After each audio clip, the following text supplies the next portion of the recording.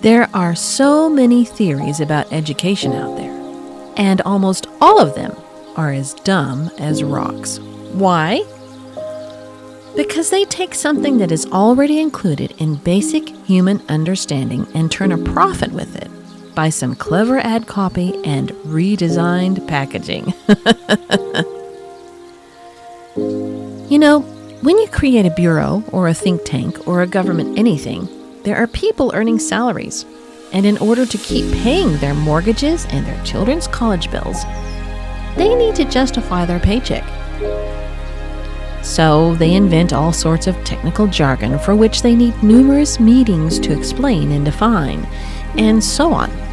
After a while, the original reason for the entity disappears, and the entity becomes a cause in itself. This is modern education, and it's a shameful sham.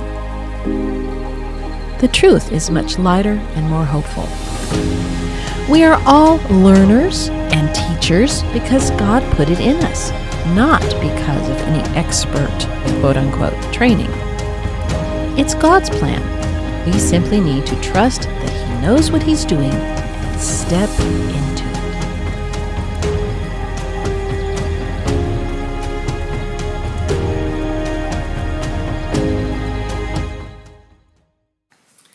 Hi there, sweet mommies. This is Sherry Hayes. I'm the interesting mom of 36 children. No, 15 children, and I've been homeschooling for over 36 years.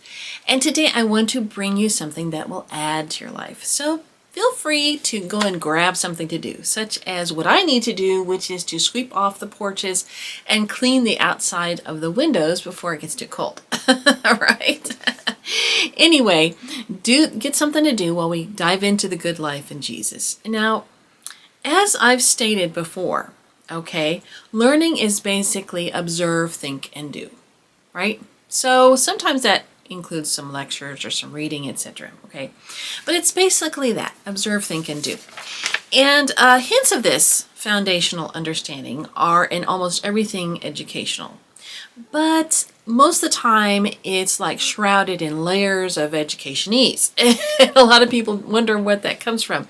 Okay, you know, there's a different way of speaking when you speak in bureaucratic ideals. Okay, now the basic functions of learning and teaching have been manipulated to fit specific needs and situations several times in our history, such as in ancient Greece and Sparta, in Friedrich's Prussia, that's Friedrich the Great, Horace Mann and John Dewey's America, and even in Hitler's Germany. The last 60 years or so have been a push to subjugate via pseudo-education as never before. It has gone so far that schools seek to create an environment in which children question biological reality. But this is not how the United States began. Okay. At the founding of our nation, things were closer to the original idea. Our forebears did not overanalyze education, they simply educated. They presented information in a logical sequence, hopefully with patience and kindness, and people caught on, or maybe sometimes they didn't. And this produced the most literate population in the world at that time. And I've shared in previous posts numerous evidences of this, and you can go back and you can watch that, okay? This attitude about learning is what inspired William Holmes McGuffey to compose the famous readers, which have been in constant use for almost 200 years. Yes, and something sweet happened to me last week. My daughter, my husband, and I were in an antique store, and my daughter found this. It's Eclectic Fourth Reader. This is McGuffey's, okay? And this was published in 1853. And if you can't see it, it's black, and it is heavily embossed, and it still has its binding intact, and it's beautiful. It's 170. Let's see, 1853 to 2025. It's actually 77 years old, if you can imagine that. And so, or maybe it's not. Anyway, I didn't do my math well. You do it for me. Anyway, it's heavily embossed, And inside the pages are beautiful. If you can see this, you can see that it has a little bit of foxing, but the pages feel like linen. And you can feel the raising of the text. Oh, it's just gorgeous. There aren't any illustrations in this one, but I am just enjoying this. You know, you can get this digitally, by the way. It's hard to find the original McGuffey Readers digitally because I think they're just so old, from 1836. But you can find the 1853. They're called the new. Let me see. Let me read exactly what it says in the front, so you can find it. I have actually found these files. I have them on my computer. This is McGuffey's newly revised eclectic fourth reader. So you need to look for McGuffey's newly revised, and you will find these like on Internet Archive or Google Books. You can find digital copies of these 1853s. And then you can print them out for yourself and bind them. I am so happy that I found this. I have the digital copy, however. So anyway, I just wanted to show you that and talk to you about it if you can't see it, just because I like to share. I'll post pictures of it in the community on in YouTube if you would like to see some of the pages. Anyway, I have diverted my interest. Let's go on. While the culture, inventions, and technology have changed and advanced, there are truths these founders discovered that we desperately need to return to, which are universal and could be applied no matter what the era, no matter what technology we have, right? Now, I spend a lot of time thinking of ways to reconnect us with these universal values and procedures. I am able to understand these things because of all the years I spent with our 15 children, observing and learning with them, as well as my contact with other mommies who have experiences and examples in the media and literature. I mean, I even see all kinds of different examples in different people's lives, their biographies and etc. Now, I'm motivated to share what I have learned because I want to bless others so they can benefit, and so the kingdom of God will have made just a little more progress because I have lived. Okay. As you listen to me or read what I've written, I want to make this very clear. I hope that you are sharing the truths you find that we're speaking about here together with other people. All right. I hope that, any way you can, in conversations, in your social media, do a YouTube channel, write some books. Let's get the word out that learning is simple and it doesn't have to be this crazy, horrible thing we've made it into, right? And you don't have to recognize me when you share things with people, because actually this isn't original with me. It's just that it's there. We just all need to rediscover it, okay? Anyways, one of the ways I hope to explain some of what we need to return to is with a little chart I created recently. Now, we need charts and we need explanations like these because we are so far removed from the original. Kind of like if all you ever did in your life was go to the grocery store to buy eggs and chicken and beef, you might just think that, well, they, in some plant someplace, they just make that stuff.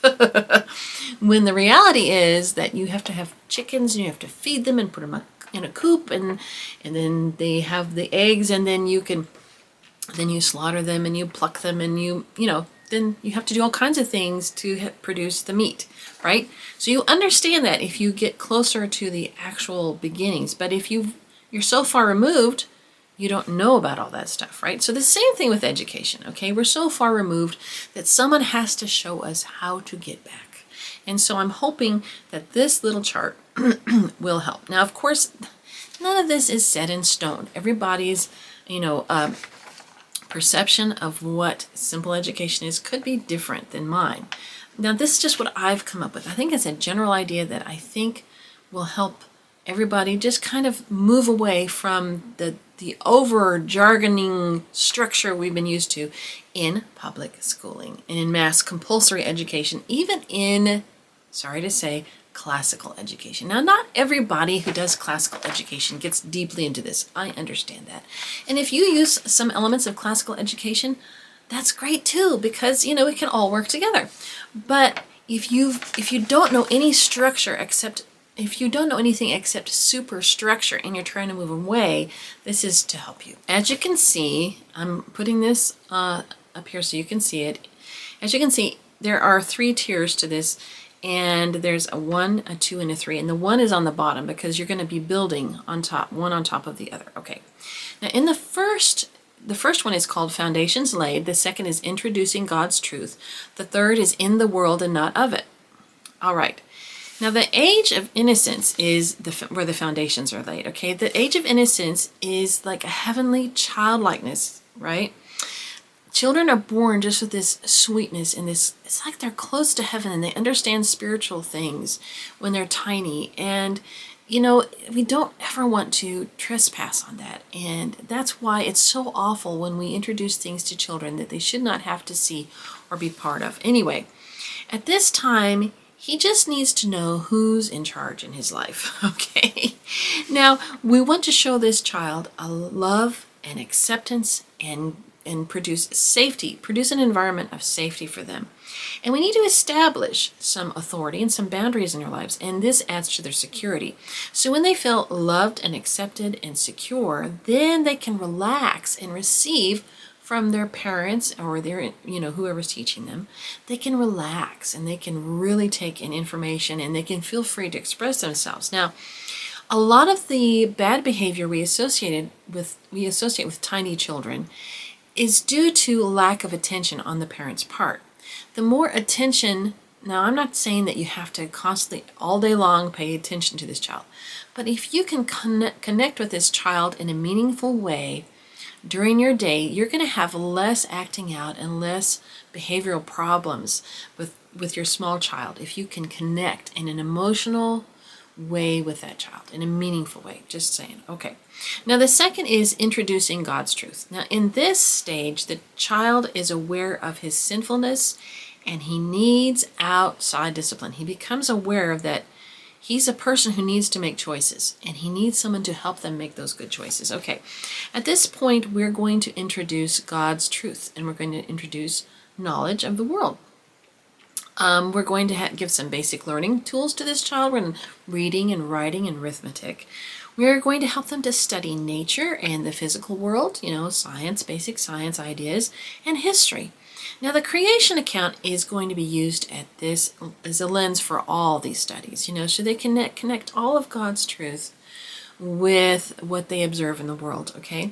Now, they also at this time begin to understand sin and forgiveness as we talk about them in the Bible. And we talk about the Bible and Bible themes during these years. Okay. Now the third stage is in the world and not of it. Now at this stage, we need to help our child become an adult and realize that he has a need for a savior. He needs to learn to practice self-discipline. Okay. And in this time, we're doing in-depth studies into areas of interest. We are honing writing and other communication skills, and we are preparing them for ministry and vocation in their lives.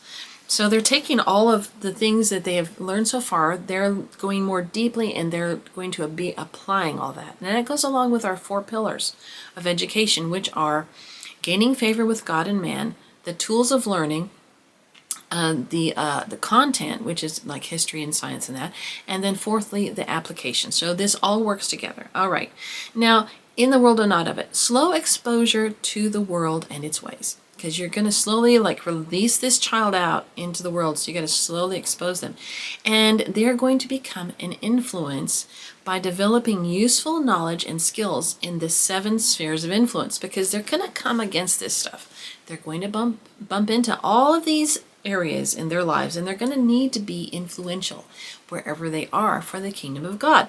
Now that includes business, arts and entertainment, media, education, government, family, and religious life. So they're going to have to take all those things and put them all together. So I hope you can see that this gives you a really good basis for putting together or kind of understanding how things kind of progress, right?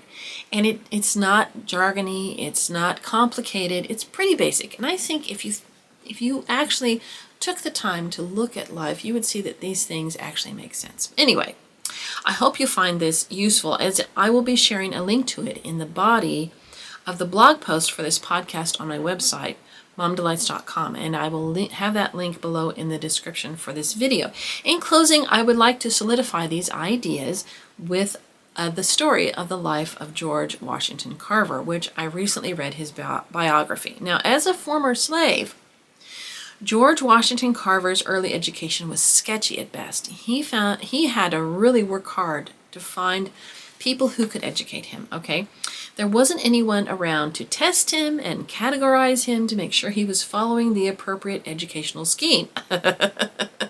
Nobody said, okay, now the first thing you got to do, George, is you got to sit here and we're going to teach you we're only going to teach you the logic stage. Okay, no, they didn't do that. He just took whatever he could get. He just became a sponge, and he learned everything he could wherever he was. Now, he in turn took whatever he learned, and he innovated, and he adapted, and he blessed the world, especially those impoverished in the South, with his ability to take information in and turn it into something useful. He taught farmers how to grow better crops, and he innovated how to use the peanut in all kinds of different ways. He did so much I can't even begin to explain. That's just like the highlights of what he did. He was spirit-led. He would go into his laboratory and he'd lock the door and he would let God show him what to do step by step by step. It's such an amazing story. Okay, but he didn't go by anybody's scheme. He wasn't tested. He wasn't categorized. And yet God was able to use him in magnificent ways throughout his life. And he was such an influence in the world. Now, I'm afraid that if Carver was treated as children are in today's schools, he would have had to be a dropout in order to get all that done. He wouldn't have gotten anywhere. Because they were, well, should he be in the gifted program? Or, especially being a man of color, they probably would have done all kinds of weird things to him. Anyway, however, thanks to the modern homeschooling movement, we don't have to be under that tyranny today. We have other choices. And so we can remove ourselves from the system that wants to categorize and needs to justify its own existence. And we can give our children learning opportunities as we're able, because we don't, we're not unlimited in our resources, but as we're able, we give them every opportunity we can to pursue those things and go in the direction that God has created them for, right? Now with that, I'm going to end this sweet little podcast. And I hope that you will like and subscribe if you're watching on YouTube so that you can become part of our growing community. If you're listening on iTunes, if you can remember, give this a rating so that we can increase our audience. And, be sure to take advantage of all my freebies on my website, momdelights.com. I'm trying to figure out a way to revamp that and make it a little more user-friendly, but that would take time and energy and stuff. And there's so many things I want to get done. Anyway, you have a wonderful day.